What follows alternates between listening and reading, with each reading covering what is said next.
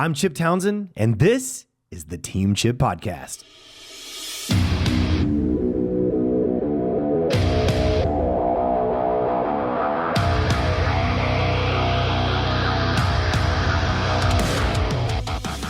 Welcome to today's podcast.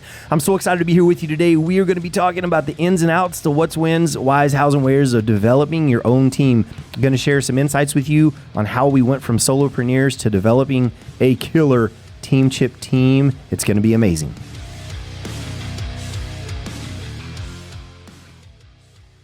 Hey guys, I'm so excited to be here with you today. Building strong and effective teams. We're going to do kind of an overview of building strong and effective teams.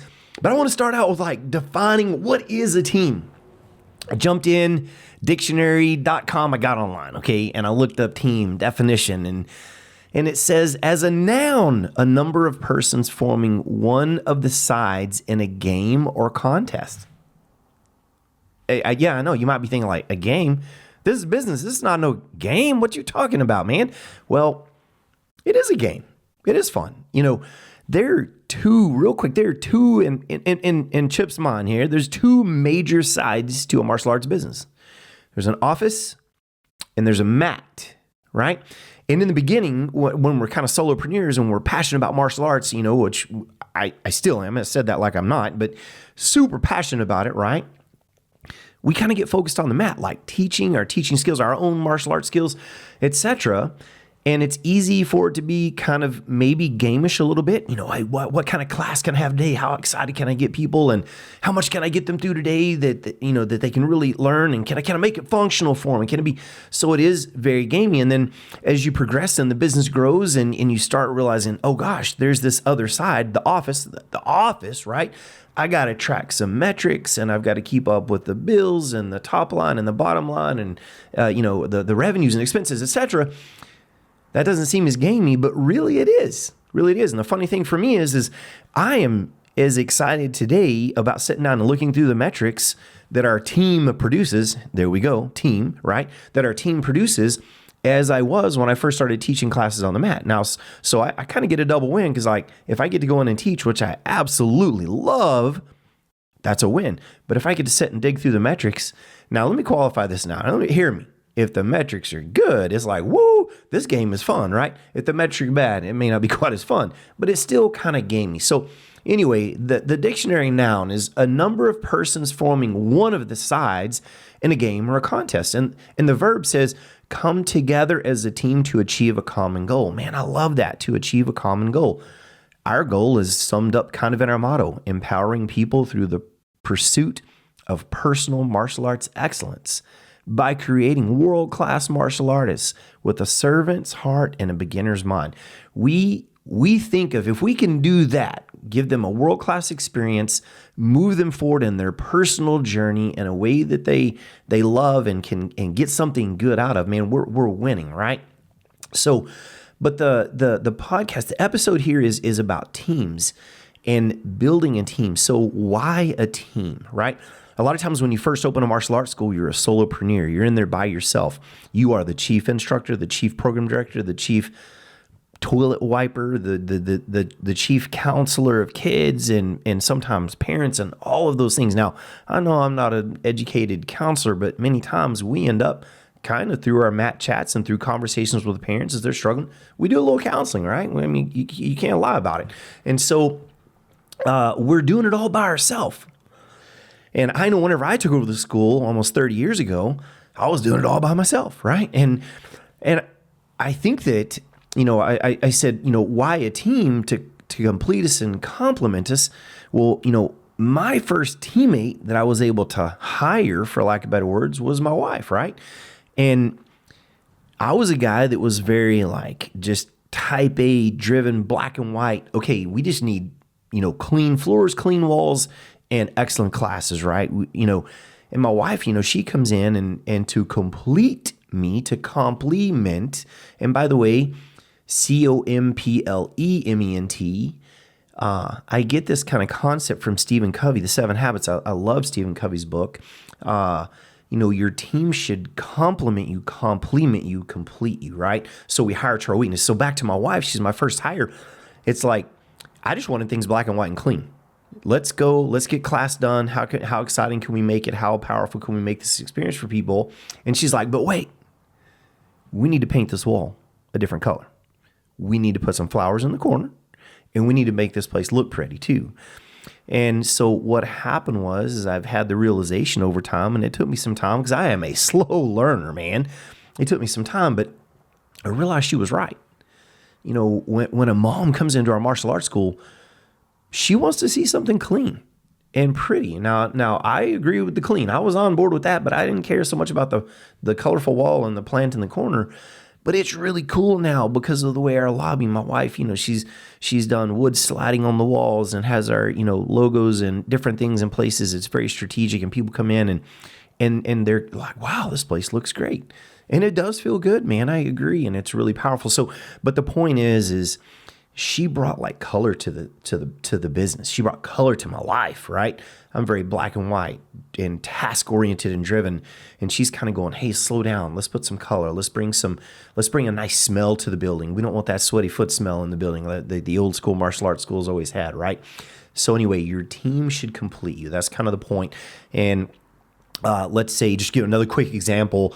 You know, our first office hire was a mom that was actually turned out to be a phenom program director for us, program director, kind of salesperson who greeted people, you know, answered the phone, set up appointments for trials, etc., and then set them down and conversed with them and closed the deal, you know, sign them up, for lack of better words. It's a business and it's a game. Can we close them or can we not close them? Can we have a class that they love enough that they want to stay or not? All of those things. But our very first hire was hired outside of Glen Ann to complete us, because we were back there hammering away on the mat, and the mat is growing and growing and growing to the point it's like, oh my gosh, can someone else answer the phone and start talking to people and helping us with some stuff? So anyway, that program director complimented us, completed us, brought something to the front end of the building, very social, personable, friendly, and was a great person to talk to, and did a fantastic job setting people up and signing them up for our school. So we'll go back real quick. What is the team? Persons forming one side of a game or contest. They're achieving a common goal. Why a team? You hire a team to fill a need, to fill a void, but also to complete your weaknesses. Please hear me. Don't be intimidated by hiring someone that's intelligent, sharp, smart, smarter than you. You know, they say if you're the smartest person in the room, you're in the wrong room, man. Get out, right? Like right now, I have a young lady over here that's kind of a producer, helper, and is just killing it. And when she says, hey, Chip, that was not good enough, we need to change that, I go, yes, ma'am, let's fix it. I'm not intimidated. Am I happy when she does that to me? Probably not, but you know, but it's still good because I know she's right. She's bringing a perspective that I just don't see. So why a team? To complete you, to, you know, to supplement your weaknesses that you have. And you might be thinking to yourself, I don't have any weaknesses. Well, we know that's a bunch of hoo-ha, because we all have weaknesses, right? And you need to own them. You need to understand what they are, and you need to, when you're ready, and we're going to get to that in a second, when you're ready, when you hire a team member, hire people that fill that void for you, okay? So now let's talk about just a little bit here about win a team. Well, that's a tough one, man. That is a tough one. Like, you know, I was talking about earlier, when you're kind of a solopreneur, you're running the school by yourself, you're in there hustling every day, you're answering the phone, you're talking to the parents, talking to the kids, you're doing the mat chats, you're designing the class curriculum and the class plans, and you're getting it all done, and you're hustling. It can get a little lonely, like, you know, like, man, sure wish somebody else was in here helping me do this, right? And if you're doing a good job and you're seeing a little bit of growth and things are moving forward, which you should be if you're hustling and you're doing your research and you're working your butt off, you know, elbows and booties all day long, getting it done, then you can feel a little lonely. The reason I bring that up is because lonely is not a good reason to hire a team member. Your emotions and what you think you need to be checked. They need to be checked, right? And so what I mean by that is in the Bible, Jesus says, before you build a structure, you count the cost. So I'm going to give you kind of an example of what I'm talking about. Before you hire a team member, remember you're taking their life in a way in your hands. You're committing to them that I can pay you enough that you can make a living, And I think that's a conversation you also need to have with that team member. Hey, what do you need from me in order to be a happy, productive employee and team member with us, right? But you're taking their life into your hands. And so the reason I kind of push that, I want to emphasize the importance of, we need to make sure that we're in a place that our top line and our expenses are at a point where we truly have the excess income in the business to afford to pay for an employee. I should never, ever hire a teammate or an employee under the assumption in my mind that because I have them, my top line is going to move from point A to point B. We're going to go from $50,000 a month to $70,000 a month because I have this person, and that extra $20,000 is going to help me to pay them, right? You should already be in a place where you can do that, even at a low level, enough that they're comfortable that they can join the team. And then you should never hire someone that's not going to add to that top line. Now, when will that happen? It depends on the position they step into. It depends on their learning curve, with your, the requirements you have for them, the things that they need to get done, and even their ability to acclimate to the culture of the business and things like that. So, but by all means, you need to hire people that are assets to your business, that bring a positive, that add to that top line. Because when you start paying them, they are definitely adding to the expense and taking away from the bottom line, right? So again, kind of sum that up just a little bit. What is a team? We talked about it. Why a team? To complement you, to fill holes. When a team, not when you're emotionally ready, but when you're objectively ready and when you have the funds in place and you have the ability to hire that person and bring them in. I think so many small businesses can fail because they get excited about, I'm a boss, I'm an owner, I'm a this, I'm a that, I need an employee. They hire someone in before they're ready and they don't have their numbers in place. And then they assume that employee is going to take the business to the next level, and they don't. And then they end up 6 months later having to go, sorry, I was wrong. I can't really afford you. And probably not saying it that way, probably going, you're not a good team member, move out, right? But yeah, I think you get my gist with that. We need to count the cost and be prepared. So how a team. So I want to talk a little bit about kind of the how of the team. How a team, for us, I think in the martial arts world, we're a little bit unique because I sit in a mastermind once a week with local business owners that up to 40, 49 guys, and usually we average about 30 to 35 a week that meet. And we chat a little bit about our businesses and talk about what's going on around town. It's a fantastic group to be connected with. I'm absolutely blessed to get to be a part of the group. And I'm the only martial arts guy. There's an electrical guy. He's the only electrical. There's a physician. He's the only physician. So there's just one of each industry kind of represented in there. And it's just really great to hear their perspectives and hear what's going on. But here's my point of this. All the time I'm hearing we are overloaded with work. We need workers and we can't find enough people to get the work done. Or we're getting applications in and people aren't showing up for their interviews, or they're showing up for the first interview, but they don't show up for the first day of the job. We're getting applications, but they can't pass their drug test, etc. In the martial arts world, we're in a little different place. I don't particularly have those struggles in my business. And the reason is how a team, you begin developing a team member the moment they step on the mat was your student. You begin acclimating them to your culture, kind of to the structure and how you operate your business. Not directly, you're not grooming an employee from day one, but they're beginning to seed into your culture. So as they grow and progress to the right levels, and this is getting a little bit of the cart in front of the horse here, but they start getting on your leadership team and developing as leadership, and then possibly moving into assistant instructor and instructor training and things like that.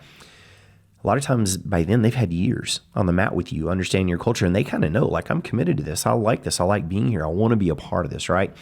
So anyway, again, I kind of threw the cart in front of the horse there because I started talking about leadership team and some other things. But, when we get to the point that we need team members, we as martial arts schools very commonly, and I think this is the right way to do it, we look inside. We look at the people we have and who do we have that could fit that. And we begin to analyze that, but we need to create positions. We need to define the positions that these guys are going to come in and fill. And so in my mind, in the martial arts world, there's two really key primary positions. Now, keep in mind, we're not going to go super deep, but if you're 1 to 3 years in your business, or maybe 1 to 5, these two key positions still matter, but they can vary some in how many employees you have and how many people you have in different positions. If you're 5 to 10 years or 10 to 15 years, you may be in a different place in this team building journey, right? So in the beginning, every martial arts school needs a chief instructor. I mean, you can't have martial arts without the teacher, right? So we have the chief instructor. As soon as we can, we need to develop a program director. Now, that order may be off. You might be booming on the mat so much that you're going, you need more assistant instructors to help cover the mat and make sure your student to teacher ratio stays strong. But in general, we need a program director. And I kind of think of the program director in the dichotomy of the martial arts world as the person. It's a little more on the administrative side, and the chief instructor a little bit more on the technical side, on the teaching side on the mat. Like he's that mat expert, or she's that mat expert, and that program director is that kind of the office expert, right? So we got to have these two positions, and we got to define those positions. You know, what is it? You know, what's expected of you, etc. And then under the chief instructor, you will slowly begin to develop a leadership team, young, and when I say young, I just mean young in the job, but young assistant instructors that roll into instructors. They can become senior instructors. They can become a chief instructor at some point in time. And then over here on the program directing side, you may add a reception position that kind of falls under that program directing side. Someone that kind of reports to the program director like, hey, I caught these 3 calls for you while you were doing that intro with that student or doing that school tour. And, you know, here's their questions, the things that you need to answer, et cetera. So connect them. So we have program director, reception, and even under reception, sometimes we, as a part of our leadership team training, will take a young, you know, kind of outgoing leadership team member and have them work as a greeter at the front door. Kind of, we call it a first impression specialist. And they may open the door. They might lead a school tour. Like the program director might be busy and say, hey, you know, okay, little Miss Madeline, can you take these folks and walk them through the school and tell them about the gyms and kind of what's going on in the school? Absolutely. And they walk them through and bring them back. All right, man, we can get really into the weeds with this, but the parents of that young leadership team member love this because their kid is learning how to have a conversation in a safe environment. They have a little script that they learn that they can walk through and talk to people and answer some really just basic questions and help people out. But check this out. The people getting led through the building, let's say they've got an 8-year-old kid and we've got a 13-year-old first impression specialist walking them through the building for that one class hour. They're coming back to the front going, I want my 8-year-old to turn into this 13-year-old who is amazing, making eye contact and answering questions and looking at me like it, I'm saying almost like an adult having a conversation with me. They're so impressed by that. So anyway, I don't want to get off in the weeds too much. We got so many more conversations to have, guys. So define those positions, chief instructor, program director, and get them in place. And then once you begin to get those, those positions in place, and I'm going to jump a little bit of a segue here. For us, 30 years in, I'm the owner. I was the instructor, chief program director. I've done all of those things through the years. Now as the owner, I think of myself, and I think this is a place we all want to work ourselves to get to, as the servant of my team. You might be like, well, a servant? I didn't work all these years. I'm not busting my butt to be a servant. Hey man, listen, I get the gift of watching the metrics and the numbers, hopping on and teaching a class when I want to because I absolutely love teaching. And then being able to step out and say, okay, guys, what do you need to make your job easier? What do you need to make your job more functional? What can we provide for you as your, for lack of better words, as your leaders? What can we provide for you? And what a great place. I love it. And sometimes they ask me for things that I go, hey, we're going to have to budget for that. That may be a few months out, but it's on the radar. And we are definitely going to be looking at that. Now, by the way, can you tell me how that's going to help? How is that going to contribute to you having a better job, to you being able to provide a better experience for our people that are coming in every day, et cetera? So anyway, with that said, 30 years in, I find myself in a position that I absolutely love. So, all right, guys, now we've talked a little bit about, and the reason I brought that up again is because 30 years in versus 1 to 5 years, we're in a totally different place in the life cycle of our business, right? And we've got to pay attention to those life cycles. How deep are we in this? How far are we in this? And that also lends itself to the decisions of how, when, where, and why with team members, et cetera. So I want to jump into this. So let's just say that we're far enough into the cycle that we've got a chief instructor. We may be developing some assistants. We've got, program director, Well, those guys need boundaries. They need understanding of what, now here we go back to team and win and game. What do I have to do in my position to win? For myself, for the business, for the team, what do I have? And we call these key results areas. So for instance, for a chief instructor, key results areas might look something like this. Each month we're tracking the quit rate, okay? And we need to keep our quit rate at a max 4% or less, right? So that's 4 out of 100 students are dropping per month. And we need to keep that, we want to keep that below 4 per 100. Well, the quit rate skims up into the 5s. We begin to talk to the chief, and the chief's looking at the number going, okay, we got a problem here. Anyway, this is a whole different conversation on metrics and how they work and help us to create a map to make our business successful. But that's a measurable metric that chief instructor can be looking at and tracking and knows I got to stay at 4% or below to win. I know what I need to do to win. And it gives me something tangible to work towards and work on. And we can talk about, incentives and compensation and stuff later, but, they have to know where they're going to win. Testing numbers, like every martial arts school typically has some sort of testing process. And it might look like for us, every 6 weeks, students have the potential of testing either for a tip, a stripe of some sort, or a new belt, right? And they have to know their curriculum. They have to have all of their stripes earned through that 6-week cycle. And then they have to go to an instructor and ask, may I test? Will you sign off for me? And once we have all of those checks and balances done, then they can test. So here's the point of it though. For the chief instructor, each testing, they can look at those numbers and go, okay, last year and 2 years ago at this testing, we had this many. This year we had this many. Then they can even break it down by belt and go, we had this many of each belt level and this many of each tip level test. And it gives them something tangible, and we set goals based on those numbers, and they know I have a metric I've got to hit. And the point of that is, again, it is key results areas. What are the results they need to get so that they can win? How many people have graduated from the first 100 days? How many are getting into the habit of making martial arts part of their lifestyle and a ritual and are going to stick with us? How many days or how many folks have missed class over the last week? They're tracking these measurable metrics. So again, I think it's super important that we give them some key results for each position so that they know they're not questioning what is it that I have to do to win in this situation. So now I like to kind of rehash things real quick. So what is a team? We defined it. Why a team? When a team? How do we begin to develop that team? We develop them from the inside. And yes, we put together leadership training for them. We train them. We teach them. We don't just promote them to a belt level and say, here, go. That's the way it used to work. And it didn't work well, right? Now we know we've got to teach them how to communicate. What's the difference in an audible, a visual, and a kinesthetic learner, et cetera. We got to guide those instructors and those teams so they can deliver an experience that's second to none. And I also want to throw in here, this can be another conversation. Guys, the other 3 martial arts schools that I could almost throw a rock and hit from my martial arts school here in a small town in West Texas, they're not really my competition. They are in some way, form, or fashion. They're not my competition. Soccer is my competition. Football, basketball, baseball, every other sport that a kid, if I want them on my mat, could choose to do outside of here.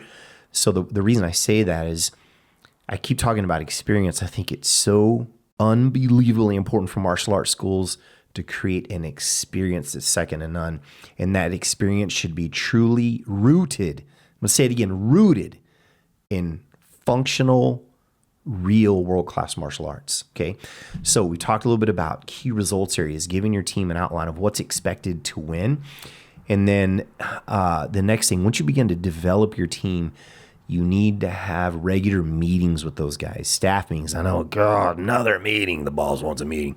The meeting, it's like, it kind of can have a negative connotation because so many people have had so many bad experiences with meetings through the years, right? It is on us as the top kind of line leaders here to design meetings that are functional. And I'm going to tell you, I'm not the best at it. And it's difficult and it's challenging. But we only need the people that need to be in the meeting. We don't want to waste people's time. We want to make sure that everyone has a clear agenda and understands what's happening, a timeline that this meeting will get done. And as I say these things, I cringe because we miss these things sometimes today after all these years with all the meetings that we've done and continue to do. But we need to make sure that those meetings. Now, why meetings? Because a team has to communicate. Why do you think a football team pauses and goes to a huddle? So they can communicate. What's the next play? Boom, here we go. We got to have a regular huddle, man. We got to get our teams together and we got to chat about things. I'm not going to get into meeting and meeting structure too much, but I am going to talk about one more piece to this. You need to have your key reports doing a regular check-in with you. This was life-changing, atmosphere-changing at times. Have a check-in. So very quickly, just to skim a check-in. Every week to 2 weeks, I have allotted 30 minutes to check in with all of my top reports, my top guys and gals, right? So I say guys generically, but we meet for maximum a half hour. It can sometimes be 10 minutes. And it's something like this. Hey, Bob, how are you today? I'm good. How's your life? Good. How's your wife doing? She's good. How are the kids? Yeah, the kids have been a little sick this last week. Yep. We've been feeling it too. Is there anything we can do to help you with that? Okay, good. That's it. It's a little personal. I don't dig into their personal life. Just a little personal conversation and a sincere, how are you? And it's also an opportunity for a little feedback. Like, hey, this last week I had a couple of things happen. I think, Bob, you need to know about that, right? And so it can be a little business. It can be a little personal. And you might find over some time, sometimes your team will begin to maybe confide in you and use you as a sounding board a little bit. And what happens is instead of them being frustrated for something in your business or with life for 6 months and they're not performing and you can't figure out why, every week to 2 weeks, you can kind of let the pop-off valve off a little bit and they can let some pressure off if there's something off, right? They can say, hey, I'm struggling with A or B. And you can go, okay, cool. I'm glad you shared that with me. Thank you. Let's talk about that. What does that mean? And where do we go with that? And so anyway, the check-in process is monstrously important. And then we teach, so like our chief instructor does check-ins with each of our individual instructors and so on down the line. So anyway, with that said, team. Man, it is so important to have a team, but don't jump into teams because you're emotionally pumped up, fired up, and think you need a team. This is a huge, huge area that we could dig into for a lot of details and a lot of time. So this is just kind of a high-level overview of the what, when, where, why, and how of a team and the importance of it and how to kind of make that at a base level, how to make that team operate well. So, man, I really hope that you got some nuggets out of this. I mean, my goal is just for you to walk away going, man, 1 things or 15, I got some stuff out of that I can take and put to work. If you do, comment, let us know about it. Like this, love this, follow this, share it with people that you think it might help, because that's all we're here to do is help other people. We just want to serve.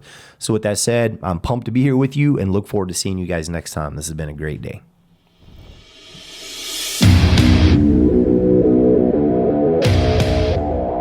Thank you for tuning into the Team Chip Podcast. If you enjoyed today's episode, don't forget, subscribe, share, and or leave a review, because we need you. We appreciate you so much. And without you, we can't make this happen. Remember, consistency is the key to success. So go out there and never be outworked.